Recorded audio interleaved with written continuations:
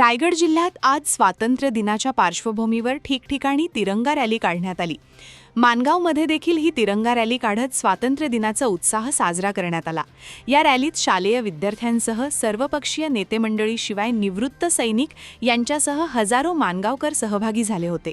माणगाव शहरातील बालाजी कॉम्प्लेक्स ते प्रांत कार्यालय अशी ही तिरंगा रॅली काढण्यात आली।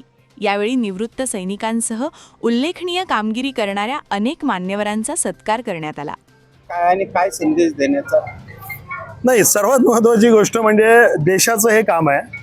80व्या स्वातंत्र्य दिनाकडे उद्या तो साजरा करणार आहोत आणि त्याच्या साधारणतः 2 ते 3 दिवस अगोदर 13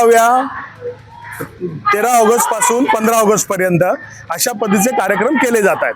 हे कार्यक्रम भारतीय जनता पक्षाकडून केलेले जात नसून भारतीय जनता पक्षाच्या काही कार्यकर्त्यांनी पुढाकार घेऊन हे कार्यक्रम या ठिकाणी केलेले आहेत आणि ते भारतीय जनता पक्षाचा त्याच्याशी संबंध नाही, त्याचा संबंध भारताशी आहे, भारतीयत्वाशी आहे। सर्व पक्षाची मंडळी या ठिकाणी सहभागी झालेली आहेत आणि आम्हाला या गोष्टीचा खूप आनंद आहे की आज 80व्या स्वातंत्र्य दिनाकडे जात असताना सर्व भारतीय एकत्रपणानं अखंडतेच्या प्रेरणेतून या ठिकाणी जात आहेत आणि माणगावमध्ये अत्यंत चांगली रॅली या सर्व मंडळींनी, मी कुणाचा एकाचा नाव मुद्दाम घेणार नाही, सर्व मंडळींनी आपापल्या पद्धतीने या ठिकाणी केली। त्या सर्वांना स्वातंत्र्य दिनाच्या शुभेच्छा। संदेश खरं तर आपण पाहिलं तर 15 ऑगस्टला आपला स्वातंत्र्य दिन असतो हे सर्वश्रुत आहे, परंतु 13-14 ऑगस्ट पासून आम्ही या कार्यक्रमाची पूर्वतयारी अशासाठी करतो की जेणेकरून सर्व परिसरातल्या किंवा आमच्या शहरातल्या तालुक्यातल्या लोकांमध्ये एक चैतन्यपूर्ण वातावरणाची निर्मिती त्या ठिकाणी व्हायला पाहिजे। आणि आजचा हा जो कार्यक्रम केलेला आहे तर अतिशय उत्स्फूर्त प्रतिसाद या ठिकाणी समस्त माणगावकरांनी दिलेला आहे।